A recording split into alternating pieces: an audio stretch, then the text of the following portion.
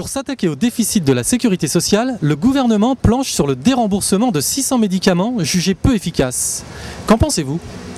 D'abord, je pense que le premier déficit dans tous les déficits publics qu'on crée, c'est pas forcément celui de la Sécu qui est le plus important, celui des collectivités et celui de l'État, à mon avis, sont beaucoup plus importants. Et du coup, ça pose vraiment un problème de priorité. Parce que là, on dérembourse, ça veut dire que c'est fondamentalement injuste. Ceux qui peuvent se payer les médicaments continueront de se les payer avec la mutuelle. Et ceux qui ne peuvent pas n'y auront plus accès. Ça sera une médecine à deux vitesses. Les plus riches auront accès, bien évidemment, à tout ce qui est médecine, tout ça. Et ceux qui sont de plus en plus pauvres, seront laissés de côté, quoi.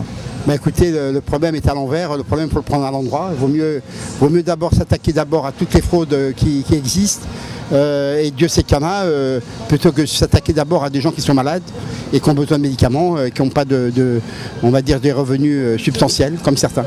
Le fond de tout ça, c'est de savoir d'abord lesquels on dérembourse, ensuite pourquoi ceux-là et pas d'autres. Et ce qui pose en fait un problème de fond, c'est qu'est-ce qu'on fait des autorisations de mise sur le marché? Est-ce qu'elles sont réellement effectives, efficaces? Est-ce que ces autorisations sont obtenues à partir de données, je dirais, vérifiables, vérifiées, ou bien est-ce qu'elles sont sous le contrôle, encore une fois, de groupes de pression, de groupes d'influence, etc. Si c'est ça, effectivement, il faut dérembourser. Si ça ne soigne pas, il faut dérembourser.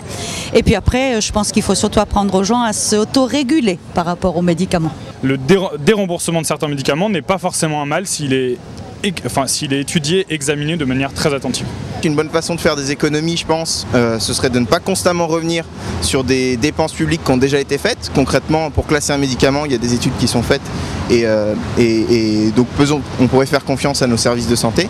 Puis dernier élément, moi ça me choque de toujours demander un effort supplémentaire à la grande majorité, là où, notamment en ce qui concerne les médicaments, c'est des entreprises qui sont très bénéficiaires, des labos, qui en fait profitent de l'achat ou du déremboursement en l'occurrence.